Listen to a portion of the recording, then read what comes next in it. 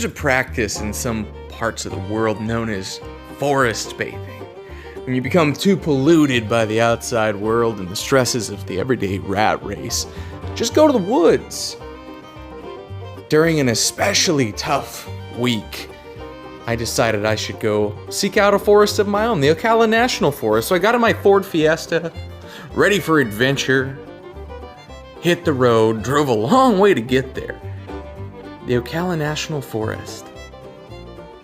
And I got there and I followed my GPS and I turned onto a dirt road and started traveling into the forest, excited for what adventures would come, when suddenly I realized this was no dirt road.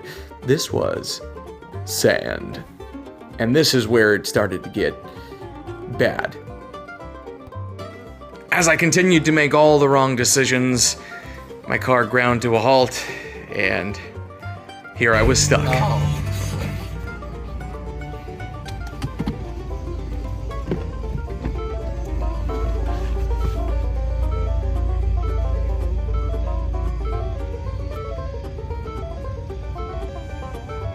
That's not good.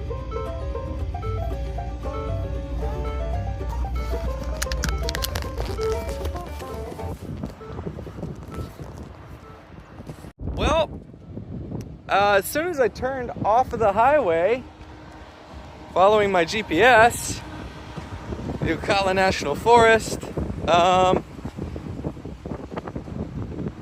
my wheels started spinning. This is sand.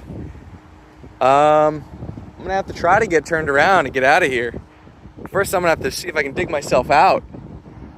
Sheesh. Now, you're gonna call me stupid for this, but I would give the Ford Fiesta an off-roading score of possibly 0. Only made it 50 feet off-road out here. Part of this is my own fault for being in the exact wrong spot. But yeah, this is all my fault right here. This is all me. I should have known better. I'm not an off-roading expert. I didn't even know I would be off-roading today. I came in completely unprepared. So the lesson that we learned here is don't come unprepared, and if you do, have access to AAA or a friend.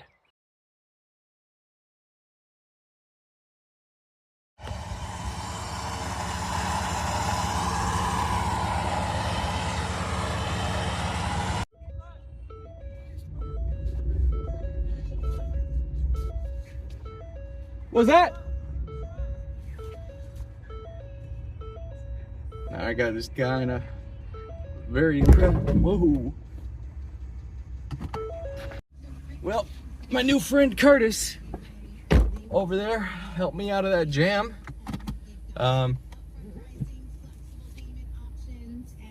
Showed me how to get out on the hard ground and said, yeah, I wouldn't go no further. So I thank Curtis for saving me the transmission hot. Well, yeah, I bet it is. I bet it is. My transmission is overheating. So do you recommend off-roading in the Ocala National Forest in a Ford Fiesta? No. No, I do not recommend that. I don't recommend it. This is not a good idea. Not a good idea at all. Let's see if I can get all the way out of here. On a hard pack on the side here. All right, well, now I can pretend I'm off-roading here on my way out of the Ocala National Forest. I'm done, sir. We're not gonna do that again. Lessons learned.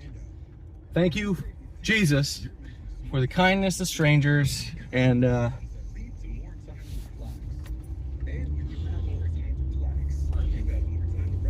yep, that's, like I said, lesson learned. Not the spot you want to be in, but